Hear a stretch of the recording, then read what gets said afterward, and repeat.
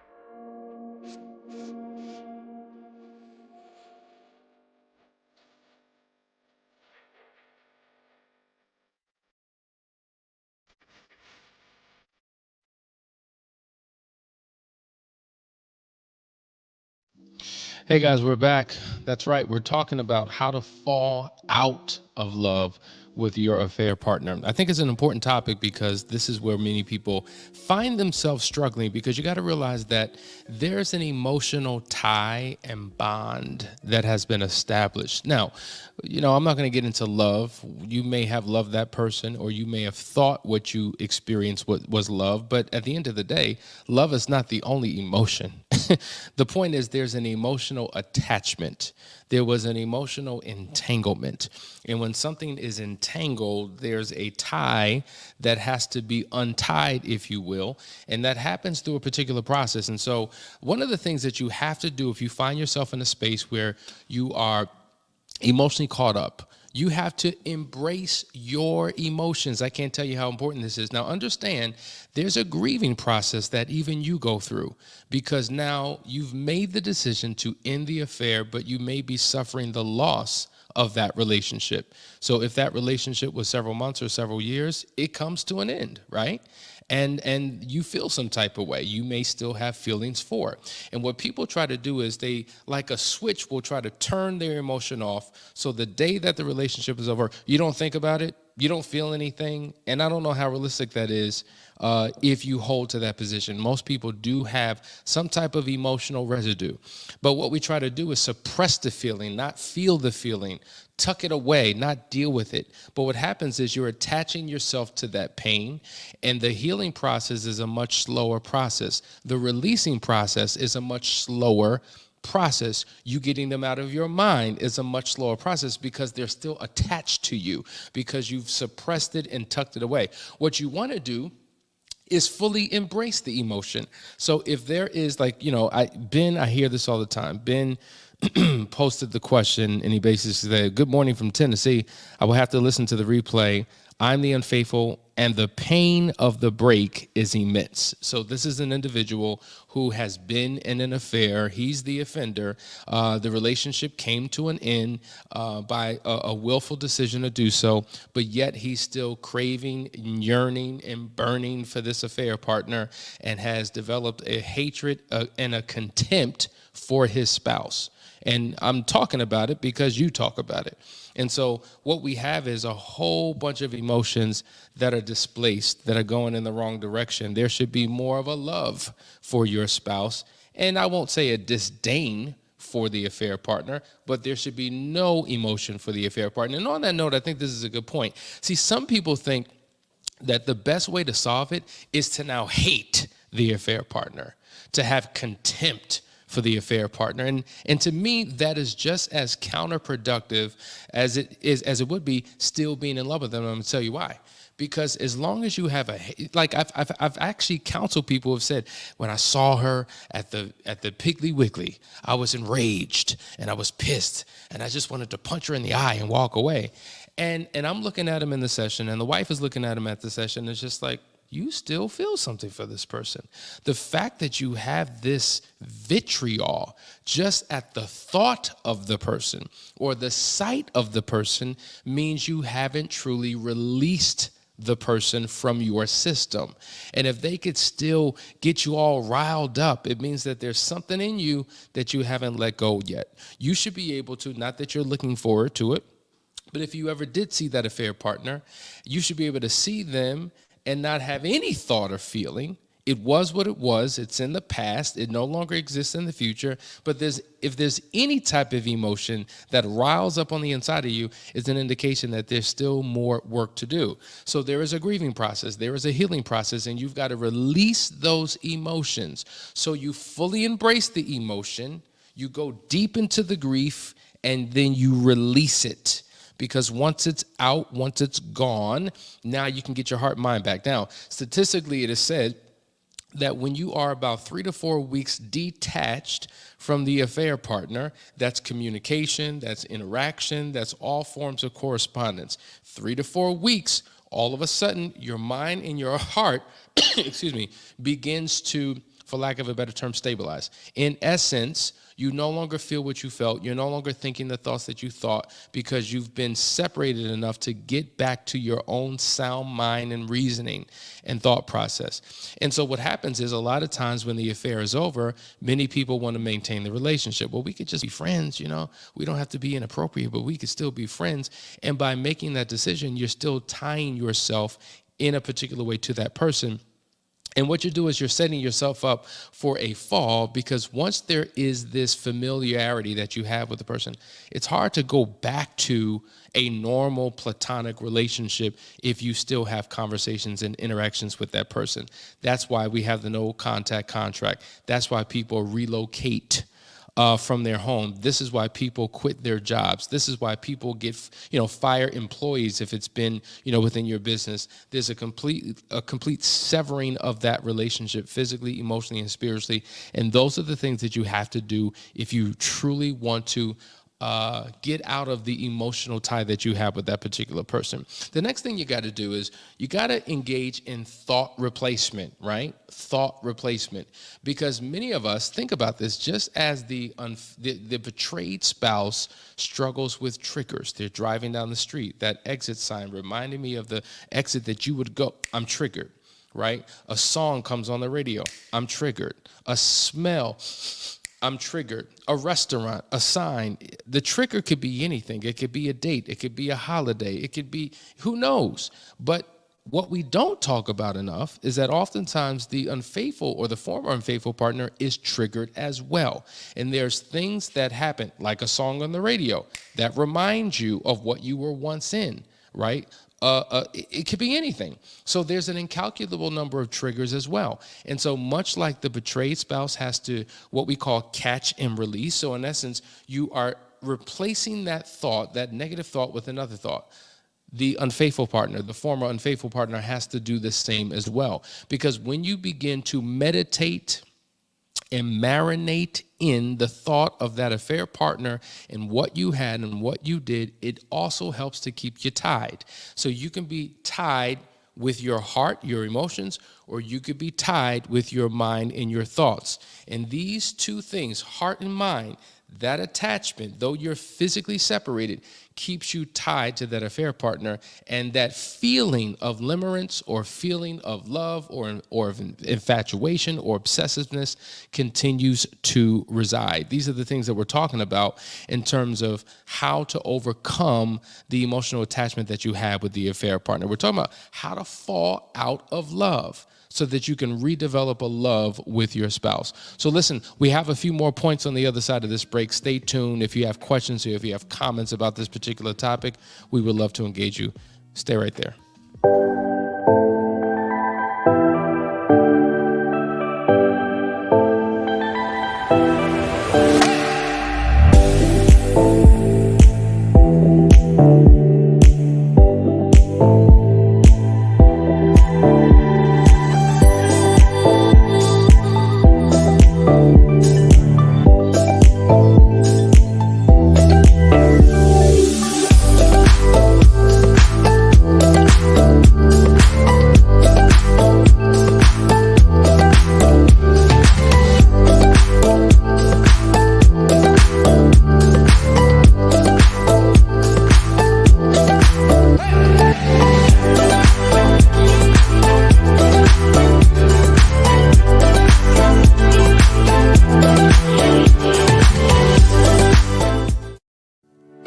Welcome to the Couples Academy app. The Couples Academy app is your go-to hub for how to do marriage right. Get started with our app today by perusing our amazing features that conveniently allow you to connect. This app is packed with powerful content and resources to help you grow and stay connected. With this app, you can watch our messages, find marriage resources, watch, listen, and read the real-life stories of restored couples, sign up for events, read articles and blog posts, stay up to date with push notifications, share your favorite messages via Instagram, Facebook, Twitter, or email, and download messages for offline listening. For more information about the Couples Academy app, go to couplesacademy.org.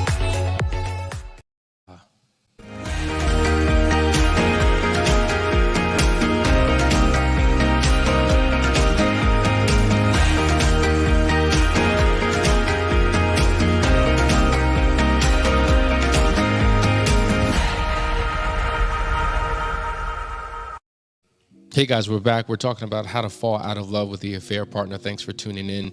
I just want to recognize some of the people who are here. So, of course, Ben, thank you for being here. Billy, Miss Jules, Gonzalez, M. Shea, Vashon, Angel, Mary Qua, Marquay. You know who you are. My bad. But for all of you who are tuning in, we appreciate you. And the list goes on. Curtis Grimes, thank you so much. Appreciate you. All right, let's get back into the conversation. We're talking about steps of what you can take to overcome this emotional attachment and tie that you have to the affair partner. Now, keep in mind, not all affairs have an emotional tie. Even if it's a one-night stand, even though you may never see that person again, yes, you're bringing all of you into that experience. You're bringing your mind, you're bringing your body, you're bringing your emotions in, but it's a different type of an affair than what we will call an emotional attachment or a long-term affair, okay?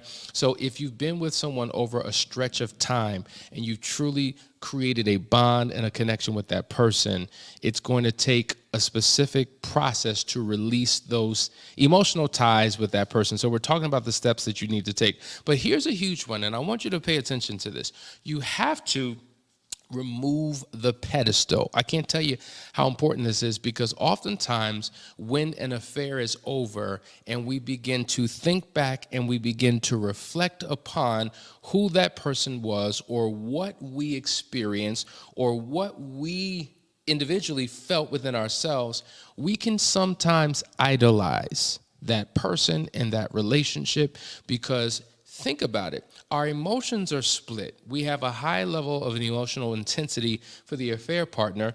And what happens is, as the emotions increase and rise for the affair partner, they begin to decrease and diminish for the spouse. You see that? It happens just like this. This is why when people are involved in affairs and they're in their emotional throes with the affair partner, there's anger and resentment and arguments and disdain and just a negative tension and energy in the household. It happens just like this. And what happens is, when the affair ends and you slowly begin to unravel emotionally your feelings and connection for your spouse, it goes just like that. So it's hard to be with two people at the same time and give all of you. You can't. You're split, you're fragmented. But what happens is, we begin to create these strongholds in our minds. We begin to idolize the affair partner and the relationship and make it something more than what it actually was. And that's when it becomes dangerous. So now our spouse is no longer competing with a human being in physical form, heart beating. They're now competing with a memory. They're competing with an idealized image that is fixated in your mind. And so now that's something else that you and your spouse have to overcome. And the reality is, if you take the time to really assess that relationship, there was a reason why it ended. There was a reason. Understanding that an affair, much like pornography as an example, is not real. It is fictitious. It is fake. Right? It is manufactured. It is not based upon truth. You never give all of who you are to that affair partner. You just don't. You're giving them a portion of who you are. Your spouse has another portion of who you are. So that selfishness, you're cheating yourself. You're cheating both individuals. It's just a dynamic that doesn't work. And so you've got to remove that affair partner from your pedestal and no longer begin to idolize them, but to see them for who they are, to see it for what it was, and to begin to see yourself while you were in that dark space for who you truly were. See, because at the end of the day, if you go through this process, it will allow you to have clarity of mind. You know, the Bible talks about sound mind and sound reasoning. And oftentimes when you're in the throes of an affair, there is no soundness to your reasoning or to the things that you do. Gonzalez says, yes, wow, strongholds in our minds, an idolized memory in the mind. And so these, and then Angel says fairy tales. That's exactly what it is. It's a fairy tale. And what happens is these thoughts get the best of us, and, you know, they play tricks on us. I remember there was a song back in the day, my mind's playing tricks on me, right? Anyway, listen, guys, we'll be right back. Stay tuned. We're excited about all the things that are happening in July. Check out this commercial. We'll be right back.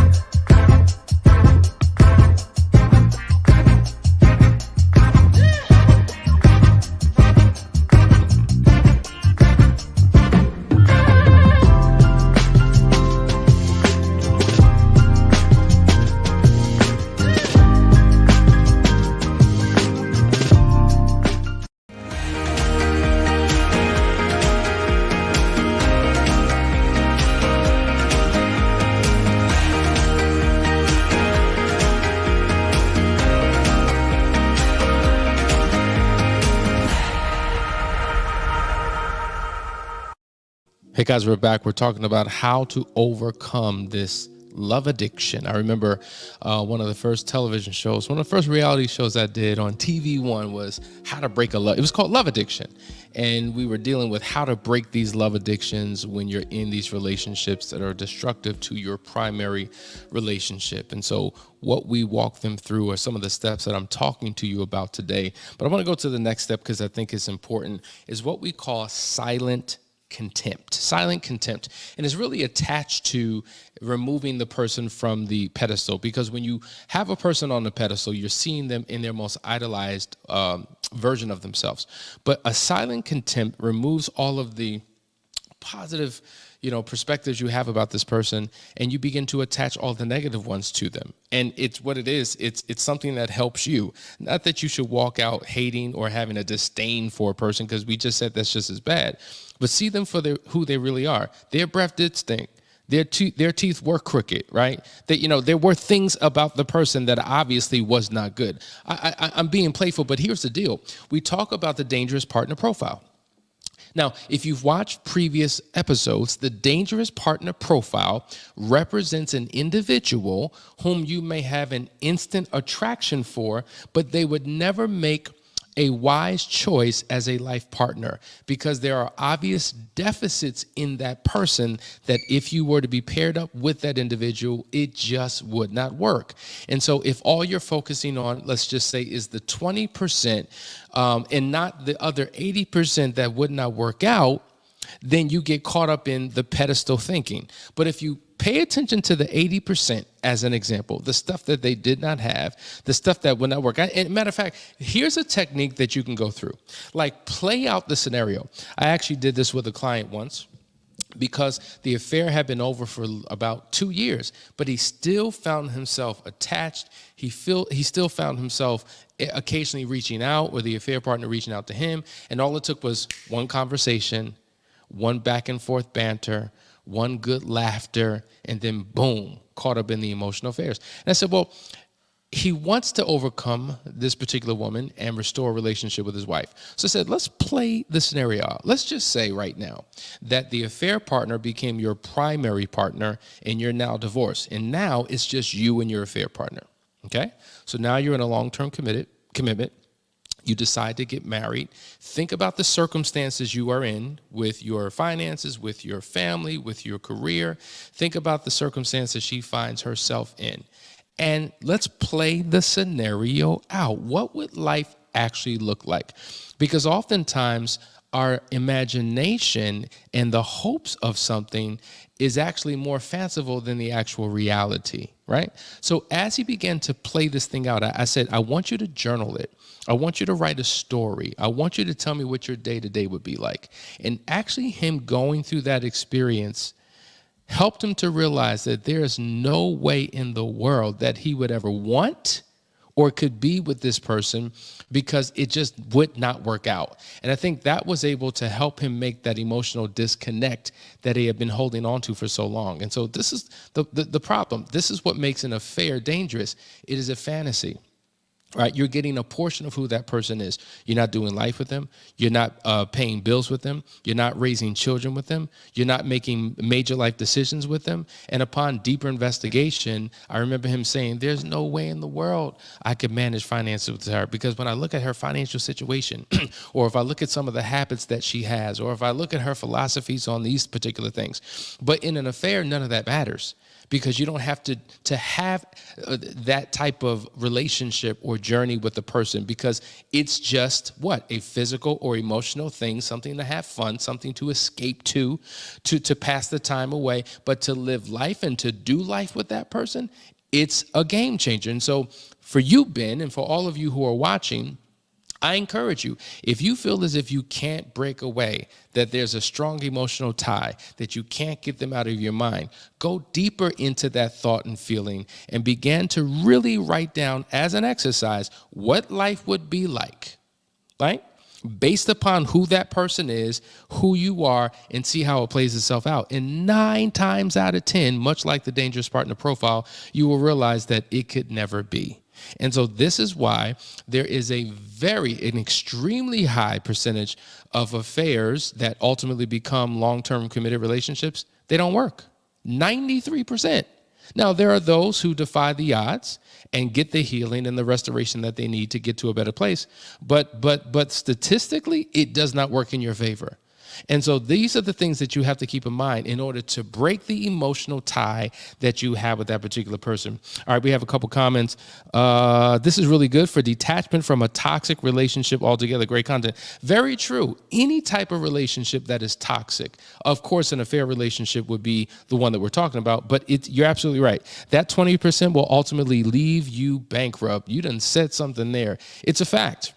And oftentimes we're willing to leave the 80% behind for the 20% that we're longing for. And at the end of the day, the fact of the matter is, I don't care who you are paired with. It doesn't matter who your spouse is.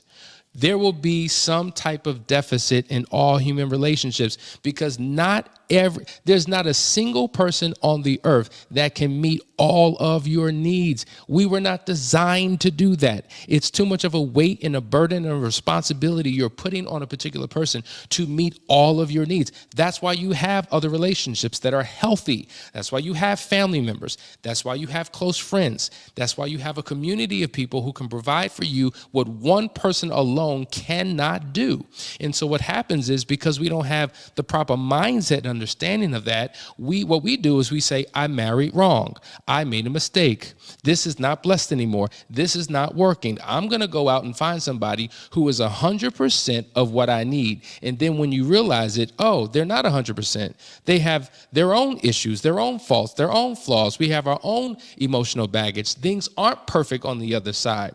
But what happens is, because you don't have the proper awareness, you begin to seek out in others what can really be fine in your own relationship if you take the time to do it. We talk about the whole idea about the grass is greener on the other side. But when you get closer to that grass, when you get like close up on that grass, you realize, oh, wait, there's defects in this grass too. Oh, let me take care of my own grass in my own garden. Let me take care of harnessing my own relationship, and I can have the greenest grass on the block. These are the things that we're talking about, how to overcome the attachment and the love that you have for the affair partner to begin to restore the love that you have for your own. Now, I'm taking you somewhere. We talked about ending the relationship with the affair partner. Today, we're talking about how to overcome and to get out of love with the affair partner. But next, we're going to talk about how to begin to rebuild love and connection with your spouse.